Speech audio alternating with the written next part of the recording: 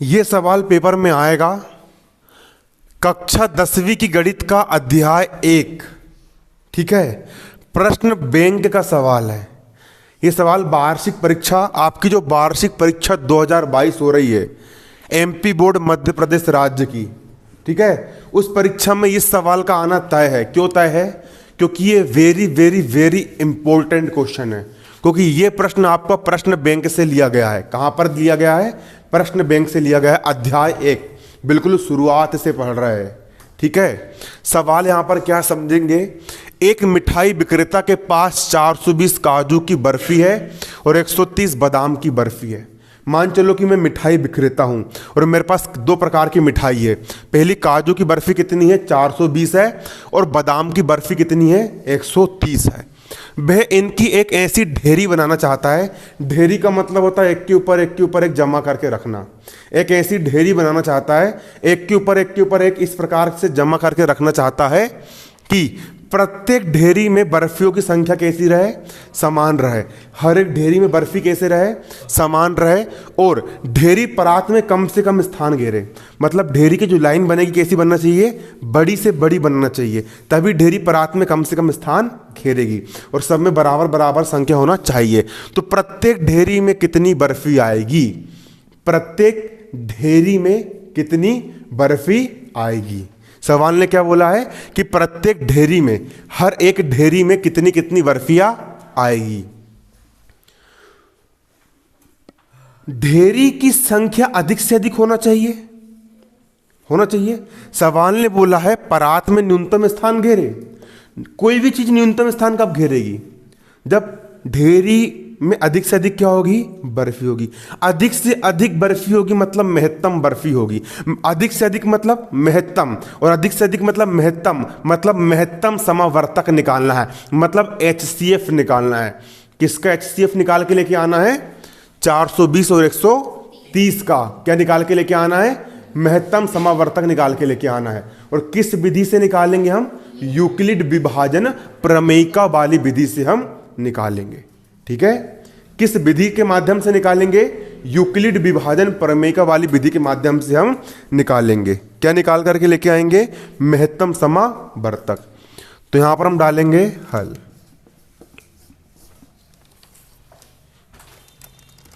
चूंकि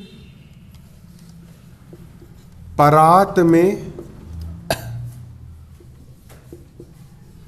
काजू की 420 बर्फी तथा बादाम की 130 बर्फी न्यूनतम स्थान घेरना चाहिए। कैसे स्थान घेरना चाहिए? न्यूनतम स्थान घेरना चाहिए।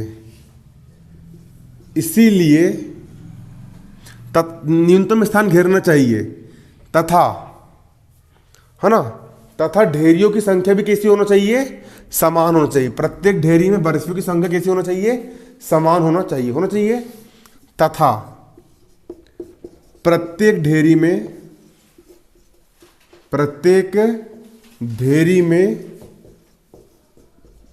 बर्फियों की संख्या कैसी होना चाहिए? समान होनी चाहिए। अतः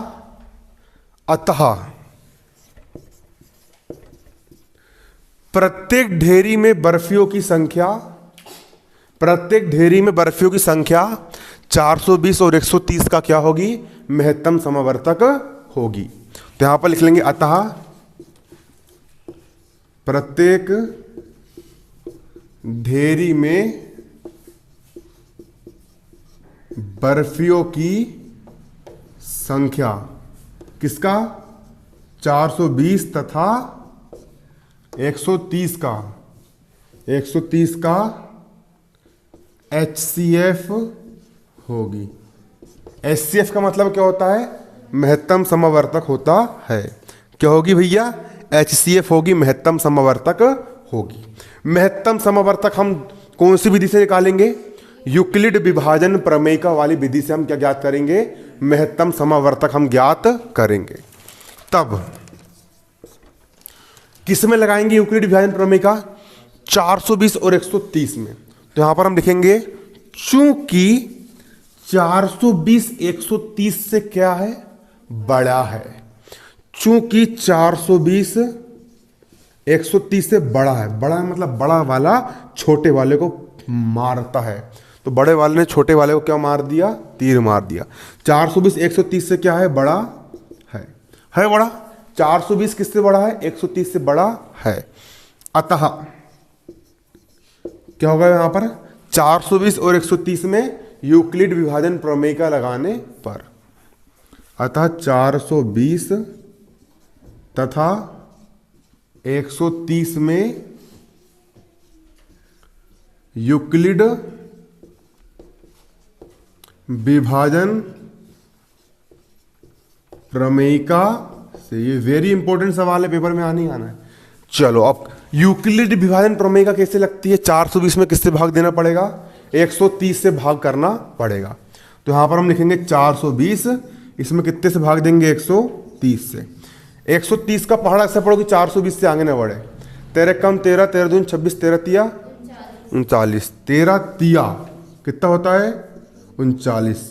तो 130 तिया 390, घटा दो, 0 में से 0 गया 0, 12 में से 9 गया, कितना बचेगा? 3 ही बचेगा। 12 में से 9 जाएगा तो कितना बचेगा? 3 बचेगा। ठीक है। अब सूत्र क्या होता है? भाज्य बराबर, पहले बताओ यूक्लिड विभाजन प्रमेय का क्या होती है? मैंने कल ही पढ़ाया था। क्या होती है? भाज्य बराबर भाजक गुणा भागफल धन शेषफल। तो लगा दो यूक्लिड प्रमेय का। क्या होती है यूक्लिड प्रमेय का? भाज्य बराबर भाजक गुणा भागफल धन शेषफल। यही क्या होती है यूक्लिड विभाजन प्रमेय का। भाज्य का मान कितना दिया है? भाज्य का मान 420 है। भाज्य का मान कितना रख दिए? 420 बराबर भाजक का मान कितना है? भाजक का मान है 130। भाजक का मान कितना रख दिए? 130 गुणा भागफल का मान कितना है? भागफल का मान ये होता है 3। भागफल का मान कितना है? 3 धन शेषफल। तो शेष बचता उसको हम क्या बोलते हैं? शेषफल। बीच वाले को भाज्य बोलते हैं। जिसमें भाग दे रहा है उसको हम भाज्य कहते हैं। जिससे भाग दे रहा है उसको हम भाजक कहते हैं। और इसको भागफल बोलते हैं, होता है आपको शेषफल। शेषफल का मान कितना है? 30 धन शेषफल का मान कितना रख देंगे? 30 रख देंगे। क्या शेषफल 0 है? नहीं है ना। अगर शेषफल 0 नहीं है तो फिर से भाजक 130 और शेषफल 30 में क्या लग जाएगी? यूक्लिड प्रमेय का लग जाएगी। तो यहां पर हम लिखेंगे चूंकि शेषफल का मान 0 है, क्या नहीं है, तो यहां पर लिखेंगे चूंकि शेषफल कितना आया आपका? 30 आया। चूंकि शेषफल 30 0 के बराबर नहीं है, ये कंडीशन है। शेषफल जो 30 है वो 0 के बराबर नहीं है 0 के बराबर नहीं है। अगर शेषफल 30 0 के बराबर नहीं है तो भाजक 130 और शेषफल 30 में क्या लग जाएगी? यूक्लिड विभाजन प्रमेय का लग जाएगी।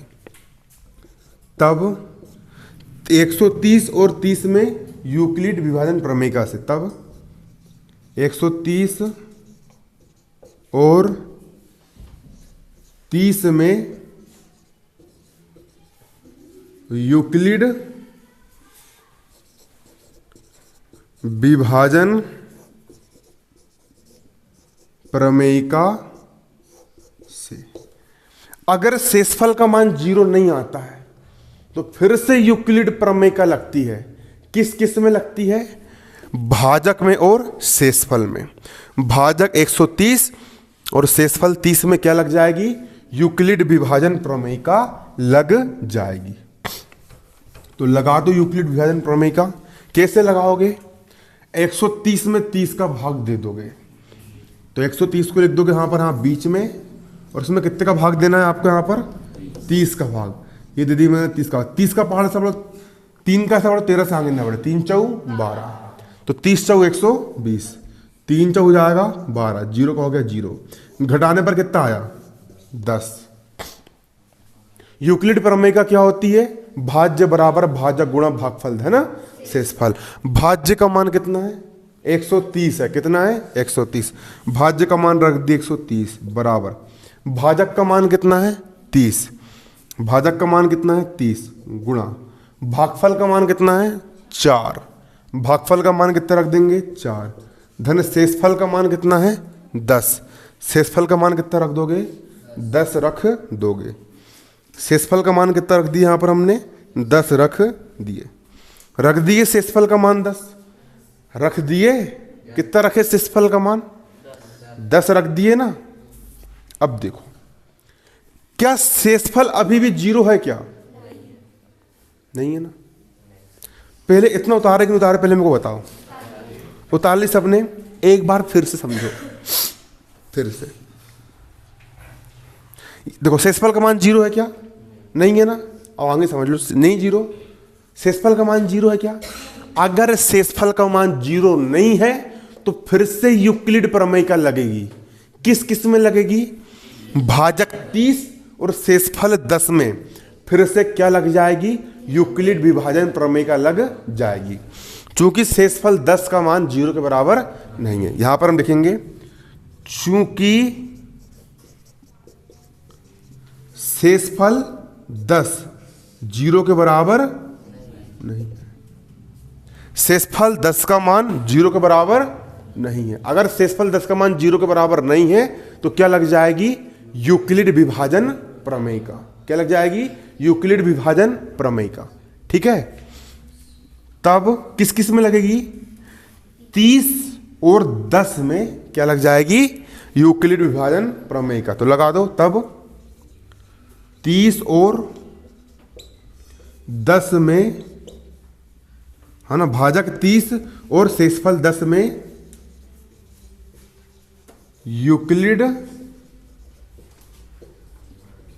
विभाजन प्रमेयिका से, भाजक 30 और शेषफल 10 में क्या लग जाएगी, यूक्लिड विभाजन प्रमेयिका लग जाएगी।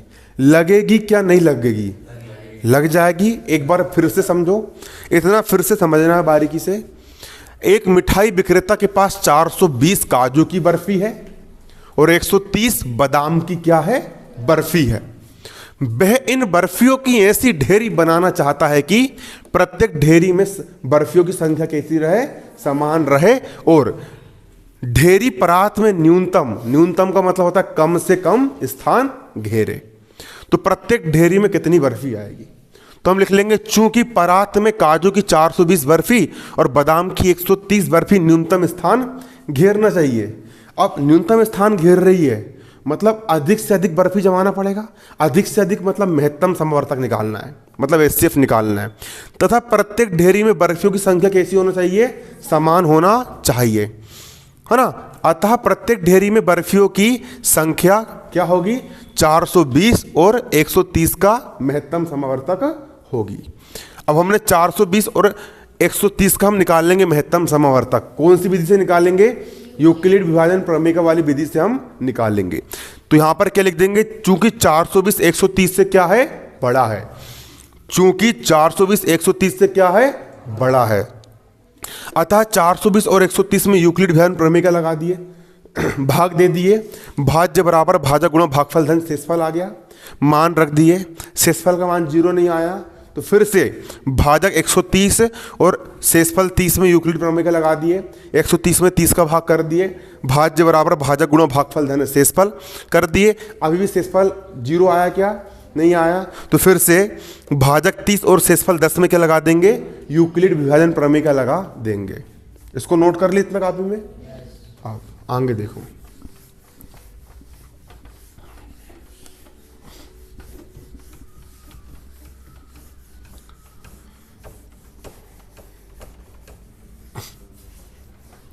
अब देखो क्या होती है यूक्लिड प्रमेय का, 30 में 10 का भाग दो, 30 में कितने का भाग दोगे, 10 का, 10 का पहाड़ा ऐसा पढ़ो 30 से आगे ना बढ़े, 10 तिया 30, 30 में 30 से कितना बचा, 0, क्या होती है यूक्लिड प्रमेय? भाज्य बराबर भाजक गुणा भागफल है ना, शेषफल। भाज्य का मान कितना है? 30। भाज्य बराबर भाजक का मान कितना है? 10। भाजक गुणा भागफल का मान कितना है? 3 धन शेषफल का मान कितना है? 0। शेषफल का मान कितना है? 0। जब शेषफल 0 आया उस समय भाजक कितना है? जब शेषफल 0 आया उस समय भाजक कितना है? तो 10 ही महत्तम समवर्तक होगा। किसका महत्तम समवर्तक होगा? 420 और 130 का महत्तम समवर्तक होगा। अतः 10 ही वह महत्तम संख्या है, 10 ही वह 10, अतः 10 की ढेरी बनेगी। कितने कितने की ढेरी बनेगी? 10 की ढेरी बनेगी। ठीक है, यहां लिख लेंगे चूंकि शेषफल का मान कितना है? 0 है। शेषफल कितने के बराबर है? 0 के बराबर है। शेषफल कितने के बराबर है? 0 के बराबर है। अतः 420 अतः महत्तम समवर्तक। अतः महत्तम समवर्तक किसका महत्तम समवर्तक? 420 और 130 का कितना होगा? 10 होगा। कितना होगा? 10, जो क्या है? भाजक है। क्या है? जब शेषफल 0 आया उसमें भाजक 10 है ना, महत्तम समवर्तक कितना हो जाएगा? 10 हो जाएगा। अतः प्रत्येक ढेरी में बर्फियों की संख्या कितनी होगी? 10 होगी। तो यहां पर लिख लेंगे अतः प्रत्येक ढेरी में बर्फियों की संख्या, प्रत्येक ढेरी में बर्फियों की संख्या कितनी होगी? 10 होगी। प्रत्येक ढेरी में बर्फियों की संख्या कितनी होगी? 10 होगी। बन जाएगा सवाल सिंपल। वो यूक्लिड प्रमेय का है। कब तक भाग चलता है इसमें? जब तक शेषफल 0 न जाए। जब शेषफल 0 आता है उस समय जो भाजक होता है भाई क्या होता है? इसका महत्तम समवर्तक होता है। क्या होता है? महत्तम समवर्तक होता है।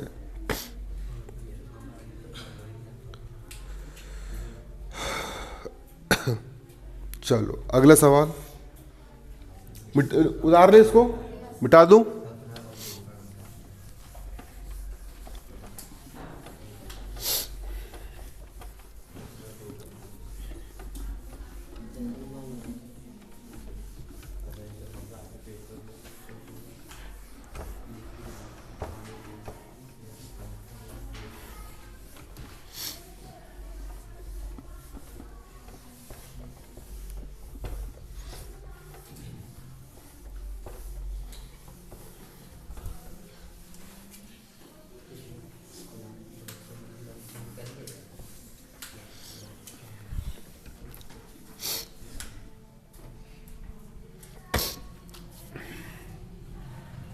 क्वेश्चन लिखो। किसी परेड में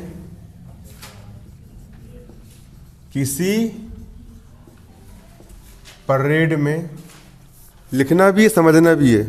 ठीक है, किसी परेड में 616 सदस्यों वाली एक सेना की टुकड़ी को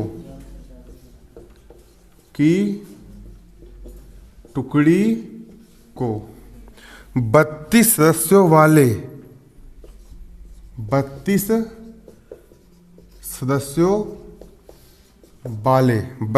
सदस्यों वाले एक आर्मी बैंड के पीछे,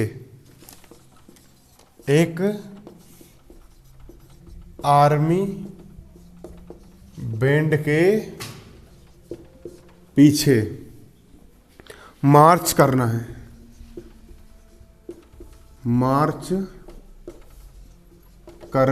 है। दोनों समूहों को समान संख्या में मार्च करना है। दोनों समूहों को समान संख्या में मार्च करना है। मार्च करना है। उन स्तंभों की अधिकतम संख्या क्या है जिसमें वे मार्च कर सकते हैं? उन स्तंभों की अधिकतम संख्या, अधिकतम संख्या क्या है जिसमें वे मार्च कर सकते हैं, कर सकते हैं। उन स्तंभों की अधिकतम संख्या क्या है जिसमें वे मार्च कर सकते हैं? ठीक है, ये क्या है? सवाल है। सवाल को पढ़ो। सवाल क्या कह रहा है? आईएमपी है। क्यों आईएमपी है? क्योंकि काय में है, ये प्रश्न बैंक में है। जी सवाल उठा के दे देगा वो। किसी परेड में 616 सदस्यों वाली एक सेना की टुकड़ी है। 616 सदस्य है आर्मी वाले, है ना? कितने सिपाही है? 616 सिपाही है। उनको 32 सदस्य जो हाई रेंज के होंगे, है ना? ठीक है, 32 सदस्य वाले एक आर्मी बैंड के पीछे मार्च करना है। और दूसरी टुकड़ी कितने सदस्य वाली है? 32 सदस्य वाली आर्मी बैंड है, ठीक है, के पीछे मार्च करना है। दोनों समूह को समान संख्या में। अब दोनों जो समूह है उनकी संख्या कैसी होना चाहिए? बराबर बराबर होना चाहिए। कैसी होना चाहिए? बराबर बराबर होना चाहिए। और स्तंभों की संख्या, जो लाइन जो बनेगी, लाइन भी कैसा होना चाहिए? बराबर भी होना चाहिए और अधिकतम होना चाहिए। कैसी होना चाहिए? अधिकतम होना चाहिए, ठीक है। कैसी होना चाहिए? अधिकतम होना चाहिए। मेरा पेट कम लग रहा है। 4-5 दिन से व्यायाम कर रहा हूँ रोज, 100 पुशअप्स एंड रनिंग। थोड़ा कम हो रहा है ना? ये बाहर है, अभी इसको अंदर करना है। आज सुबह उठा मालूम है? आज सुबह कितने बजे उठा मालूम है? 5:30 बजे। मेरे घर के सामने स्कूल है, ग्राउंड है, वहाँ पे ग्राउंड में लगाया मैंने 10 राउंड। थक गया था बिल्कुल दौड़ते, है ना? फिर लगाया मैंने 70-80 पुशअप्स और लगाया मैंने 50-60 बैठक। फिर स्पीड में आया। फिर ऐसा है, ठीक है। आर्मी के जो जवान होते वो भी भयंकर तेज क्या करते? प्रैक्टिस करते। इसलिए अपन को भी बनना है भारत देश के जवान, आर्मी के जवान बनना है अपन को, ठीक है। तो देखो हमको क्या निकालना है यहाँ पर? क्या निकालना है हमको यहाँ पर? दोनों समूहों को समान संख्या में मार्च करना है, ठीक है। उन स्तंभों की अधिकतम संख्या क्या है जिसमें मार्च कर सकते हैं? तो उन स्तंभों की अधिकतम संख्या 616 और 32 का महत्तम समावर्तक होगी जिसमें वे मार्च कर सकते हैं। यहां पर हम क्या डालेंगे? हल डालेंगे। यहां पर हम लिखेंगे उन स्तंभों की अधिकतम संख्या। उन स्तंभों की अधिकतम संख्या 616 तथा 32 का महत्तम समावर्तक होगी, है ना? जिसमें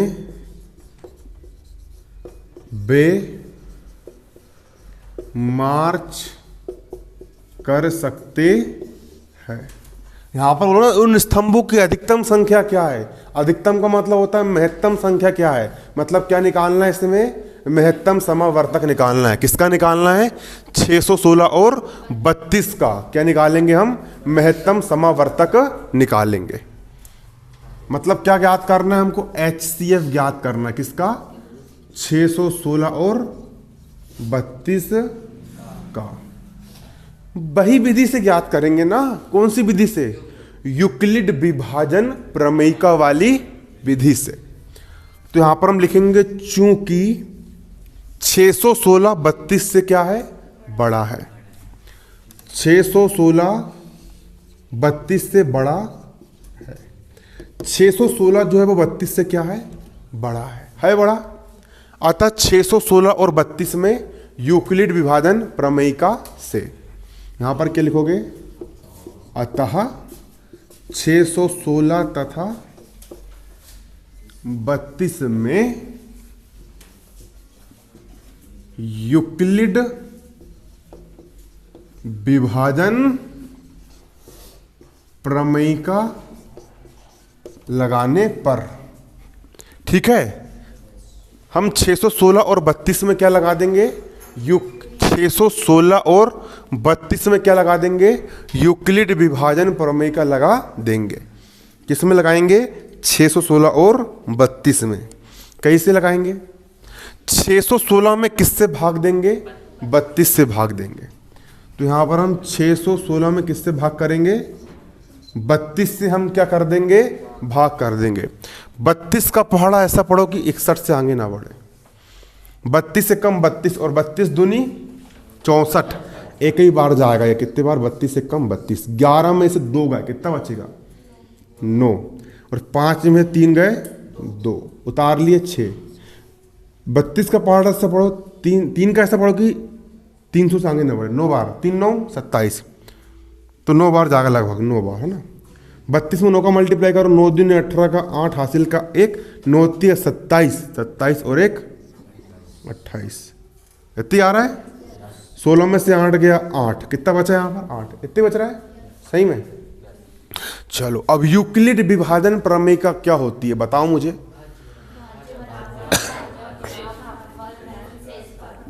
यूक्लिड विभाजन प्रमेयिका होती है हमारी भाज्य बराबर भाजक गुणा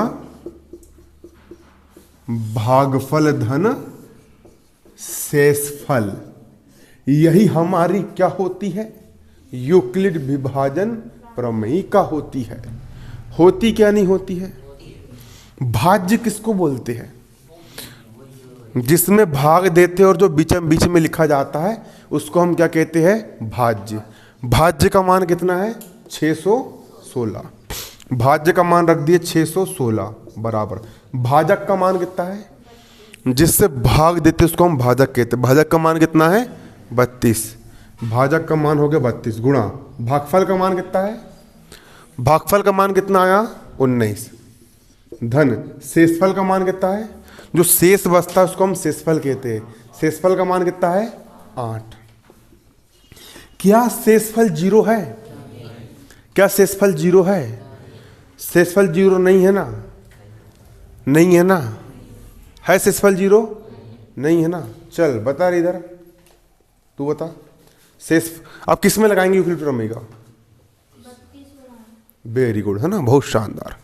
चूंकि शेषफल 0 के बराबर है क्या, नहीं है, तो यहां पर हम लिखेंगे चूंकि शेषफल जो 8 है वो 0 के बराबर नहीं है। शेषफल 8 है, शेषफल 8 0 के बराबर नहीं है। अब किसमें यूक्लिड प्रमेयिका लगेगी, भाजक 32 और शेषफल 8 में क्या लग जाएगी, यूक्लिड विभाजन प्रमेयिका लग जाएगी। अतः 32 और भाजक 32 और शेषफल 8 में यूक्लिड विभाजन प्रमेयिका लगाने पर यहां लिख लेंगे, अतः भाजक 32 तथा शेषफल 8 तथा शेषफल 8, शेषफल कितना है 8, शेषफल 8 में यूक्लिड विभाजन प्रमेयिका से, यूक्लिड विभाजन प्रमेयिका से। चलो किस में लग जाएगी, 32 और 8 में। मतलब करना क्या है, 32 में किसका भाग करना है, 8 का भाग करना है। भाग करना सीखे हो, चौथी क्लास में पढ़ के आए हो ना, चौथी क्लास पास हो के आए हो। 32 में किसका भाग करेंगे हम, 8 का भाग करेंगे। तो ये लिया मैंने 32 में कितने भाग दूंगा 8, 8 का पहाड़ा से बढ़ो 32 से आगे ना बढ़े, 8 चौ 32, 32 में से 32 का कितना बचा 0। यूक्लिड प्रमेय क्या होती है, भाज्य बराबर भाजक गुणा भागफल धन शेषफल। भाज्य का मान कितना है 32 बराबर भाजक का मान कितना है 8 गुणा भागफल का मान कितना है 4 धन शेषफल का मान कितना है 0। शेषफल 0 आ गया। जब शेषफल 0 है उस समय भाजक कितना है 8 है, तो 8 ही क्या होगा महत्तम समावर्तक होगा। किसका होगा महत्तम समावर्तक 616 और 32 का। तो यहां पर हम लिख लेंगे चूंकि शेषफल बराबर कितना है 0 है, अतः भाजक 8, अतः भाजक 8 ही 616 और 32 का महत्तम समावर्तक होगा। 616 तथा 32 का HCF होगा। ठीक है, मतलब HCF किसका HCF 616 और 32 का कितना होगा 8 होगा। अतः स्तंभों की अधिकतम संख्या कितनी होगी 8 होगी। 8 की लाइन में चलेंगे। ठीक है, तो यहां पर लिख लो आंसर। आंसर क्या लिख लोगे, अतः स्तंभों की अधिकतम संख्या बराबर कितनी है 8 है। स्तंभों की अधिकतम संख्या कितनी है 8 है। बनेगा नहीं बनेगा सवाल, सबसे बन जाएगा, पक्का बन जाएगा। सिंपल वही यूक्लिड प्रमेय का वाला सवाल है। एक बार फिर से रिवीजन, क्योंकि आना ही आना है। ठीक है, किसी परेड में 616 सदस्यों वाली एक सेना की टुकड़ी को 32 सदस्यों वाले आर्मी बैंड के पीछे मार्च करना है। दोनों समूहों को समान संख्या में मार्च करना है। उन स्तंभों की अधिकतम संख्या क्या है जिसमें वे मार्च कर सकते हैं। तो अधिकतम मतलब महत्तम, मतलब क्या निकाल के लेके आना है, महत्तम समावर्तक निकाल करके लेके आना है। महत्तम ही निकालेंगे ना, क्योंकि यूक्लिड प्रमेय से महत्तम ही निकलता है, लघुत्तम नहीं निकलता, महत्तम ही निकलता है। तो यहां पर लिख लेंगे उन स्तंभों की अधिकतम संख्या 616 और 32 का महत्तम समावर्तक होगी जिसमें वे मार्च कर सकते हैं। मतलब क्या ज्ञात करके लेके आना है, HCF ज्ञात करके लेके आना है। किसका 616 और 32 का। ठीक है, HCF ज्ञात करके लेके आना है। तो यहां पर हम लिख लेंगे चूंकि 616 32 से बड़ा है। 616 32 से क्या है बड़ा है, अतः 616 और 32 में यूक्लिड विभाजन प्रमेय का से 616 और 32 में हम क्या लगा देंगे, यूक्लिड विभाजन प्रमेय का लगा देंगे। तो 616 में हमने 32 का भाग दिए, भाग देने पर जो भी आया सिंपल लगा दिए, भाज्य बराबर भाजक गुणा भागफल धन शेषफल। शेषफल 0 के बराबर नहीं आया, तो फिर भाजक 32 और शेषफल 8 में हमने क्या लगा दिए, यूक्लिड विभाजन प्रमेय का लगा दिए। फिर भाज्य बराबर भाजक गुणा भागफल धन शेषफल 0 आ गया। जब शेषफल 0 आया, भाजक 8 था, तो 8 ही क्या हो गया महत्तम समावर्तक, और 8 ही हो गया इसका आंसर। अतः 8 ही उन स्तंभों की अधिकतम संख्या कितनी होगी 8 होगी। सवाल बनेगा नहीं बनेगा, सबसे बन जाएगा। चलो अगला सवाल।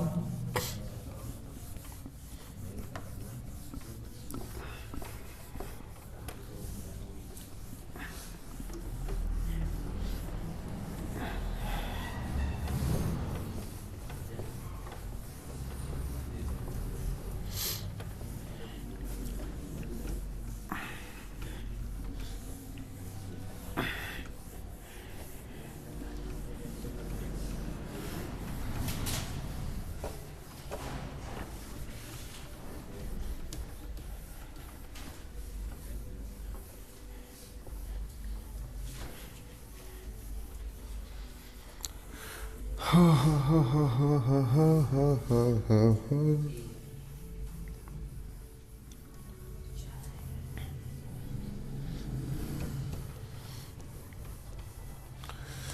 अगला सवाल।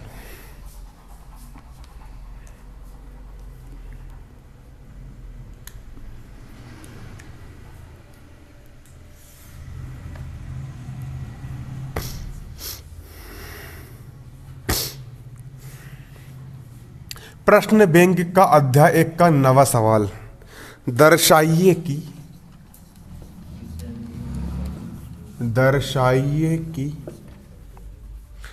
प्रत्येक धनात्मक सम पूर्णांक 4q प्लस 1 या 4q प्लस 3 के रूप का होता है, जहां q एक पूर्णांक है, जहां q एक क्या है, पूर्णांक है। सवाल कहाँ का है? हाँ, चैप्टर 1 का एग्जाम्पल कौन सा है? 3।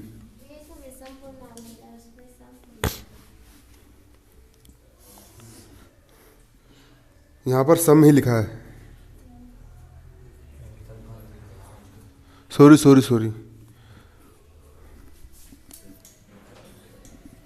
इसको हल्का ठीक कर लेना। दर्शाइए कि प्रत्येक धनात्मक सम पूर्णांक, हाँ विषम है, ये क्या है? विषम, ठीक है, विषम है ना। एग्जाम्पल कौन सा है ये? एग्जाम्पल 3 है, ठीक है। आपका सवाल यहां पर है, दर्शाइए कि प्रत्येक धनात्मक विषम पूर्णांक, जो प्रत्येक धनात्मक विषम पूर्णांक होता है वो 4q प्लस 1 या 4q प्लस 3 के रूप का होता है, जहां q एक क्या है? जहां q एक क्या है? पूर्णांक है। या आपका चैप्टर 1 का एग्जाम्पल नंबर कौन सा है? 3 है। देखो आप यहां पर देख सकते हो, दर्शाइए कि प्रत्येक का मतलब होता है हर एक, धनात्मक का मतलब होता है 0 से बड़ी संख्या, और विषम किसको बोलेंगे? विषम संख्या जिस संख्या में 2 का भाग नहीं जाता है, वह संख्या कौन सी संख्या कहलाती है? विषम संख्या कहलाती है। जैसे 1, 3, 5, 7, 9, 11, ठीक है, इनको हम क्या बोलेंगे? विषम संख्या बोलेंगे। जो पूर्णांक होता है, हर एक विषम धनात्मक पूर्णांक किस रूप का होता है? 4q प्लस 1 या 4q प्लस 3 के रूप का होता है। यह क्या है? भाज्य बराबर भाजक गुणा भागफल धन शेषफल है ये, ठीक है। भाज्य बराबर भाजक गुणा भागफल धन शेषफल है ये, ठीक है। जहां q एक क्या है? q एक पूर्णांक है। पूर्णांक किसको बोलते हैं? जो अंक पूर्ण होता है, जैसे 1, 2, 3, 4, 5, 6, 7, 8, 9, 10, 11, 12 अनंत तक, ये पूर्णांक होते हैं। तो हमने एक धनात्मक विषम पूर्णांक कितना लिया? a लिया। कितना लिया? धनात्मक विषम पूर्णांक कितना लिया हमने? a लिया। कितना लिया? चलो धनात्मक विषम पूर्णांक एक कुछ भी लेकर के देखो, क्या लूं मैं? बताओ, कोई धनात्मक विषम संख्या? 9 धनात्मक विषम संख्या है ना? तो मैंने क्या ले लिया? 9 ले लिया। 11 भी है, मैंने 9 ले लिया। क्या ले लिया मैंने? 9 ले लिया, 9। और यहां पर कितना लिखा है? यहां कितना लिखा है? भाजक गुणा भागफल धन, भाजक गुणा भागफल धन शेषफल, भाजक गुणा भागफल धन शेषफल। मतलब भाजक कितना है? अरे भाजक कितना है? मतलब भाजक b बराबर कितना है? भाजक बी बराबर कितना है, कितना है, 4 है। भाजक बी बराबर कितना है, 4। दे दिया मैंने भाग, कितने बार जाएगा, 4 दूनी, कितना बचा शेषफल, शेषफल या तो 1 बचेगा। अगर यहां पर 8 होता तो शेषफल कितना बचता, 0। मतलब शेषफल आर का मान 0 भी हो सकता है। अगर यहां पर 9 होता तो शेषफल कितना बचता, शेषफल का मान 1 भी हो सकता है। अगर जहां पर 10 होता तो शेषफल कितना बचता, कितना बचता, तो शेषफल 2 भी हो सकता है। अगर जहां पर 11 होता तो शेषफल कितना बचता, 3 बचता। लेकिन 12 होता तो 4 तिया, फिर कितना बचता, 0। आया समझ में। मतलब अगर भाजक बी का मान 4 लेंगे तो शेषफल सिर्फ और सिर्फ या तो शेषफल सिर्फ या तो 0 आएगा या 1 आएगा या 2 आएगा या कितना निकल करके आएगा, 3। इसके अलावा कोई दूसरी संख्या निकल करके आएगी क्या, नहीं। सिर्फ इतनी ही संख्या यहां पर निकल करके आने वाली है। ठीक है, मतलब शेषफल आर का मान, तुमको पता नहीं जी आर कहां को आगो, बी कहां को आगो, अरे भाज्य बराबर भाजक गुणा भागफल धन शेषफल होता है। भाज्य ए को कहते हैं रे, ए को, और भाजक किसको कहते हैं, बी को। किसको कहते हैं, बी को। भागफल किसको कहते हैं, क्यू को। और शेषफल किसको कहते हैं, आर को। ठीक है, आया समझ में। मतलब शेषफल आर का मान 0 के बराबर या 0 से बड़ा हो सकता है। इसको कहते हैं बराबर, मतलब इक्वल टू, बड़ा मतलब greater than, equal to greater than, और लेस देन, लेस मतलब छोटा, कितने से छोटा होगा, 4 से छोटा होगा। 4 के बराबर भी नहीं होगा, 4 से छोटा, मतलब 3, 2, 1 या 0 हो सकता है। आया कि नहीं आया समझ में, नहीं आया, आ गया। अर्थात संख्या ए, अर्थात ए संख्या किस रूप का लिख सकते हैं हम, ए को हम क्या लिख सकते हैं, भाज्य बराबर भाजक गुणा भागफल है ना शेषफल। अगर शेषफल का मान 0 है, शेषफल का मान कितना है, 0 है। शेषफल का मान कितना है, तो सिर्फ कितना रहेगा, 4q। शेषफल का मान 1 है तो कितना रहेगा, 4q + 1। शेषफल का मान 2 है, भाज्य बराबर भाजक गुणा भागफल धन शेषफल, यहां 2 रख दोगे तो 4q + 2। शेषफल का मान 3 है तो क्या हो जाएगा, शेषफल का मान हमने एक बार 0 रख दिए, एक बार 1 रख दिए, एक बार 2 रख दिए, एक बार कितना रख दिए, 3।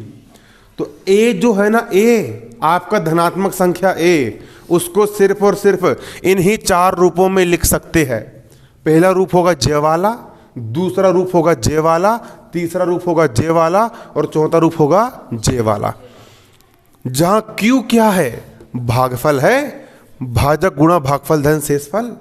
क्यू क्या है, भागफल है।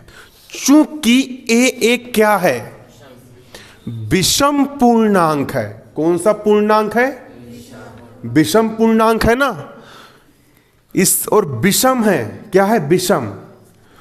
तो विषम संख्या में शेषफल क्या आएगा, विषम संख्या में शेषफल क्या आएगा। यहां पर अगर मैं विषम संख्या 9 लूं तो 4 दूनी 8। विषम संख्या में शेषफल भी विषम संख्या ही आएगा भैया। ठीक है, तो विषम संख्या में 4q और 4q + 2 नहीं हो सकता। क्यों नहीं हो सकता, यहां पर शेषफल 2 है और 2 सम संख्या है, तो उसको लोगे कि आप नहीं लोगे। और यहां पर शेषफल 0 है, 0 भी एक सम संख्या होती है, तो उसको भी ले सकते हो क्या, नहीं। तो विषम पूर्णांक के लिए, अतः कोई भी धनात्मक विषम पूर्णांक इस रूप का होगा, क्योंकि यहां पर एक विषम संख्या है, या फिर 4q + 3 के रूप का होगा, क्योंकि यहां पर 3 भी क्या है, विषम संख्या है। इसके अलावा कोई दूसरे रूप का होगा क्या, नहीं होगा। अतः इसीलिए कोई भी धनात्मक विषम पूर्णांक 4q+1 या 4q+3 के रूप का हो सकता है। समझ में आया या नहीं आया?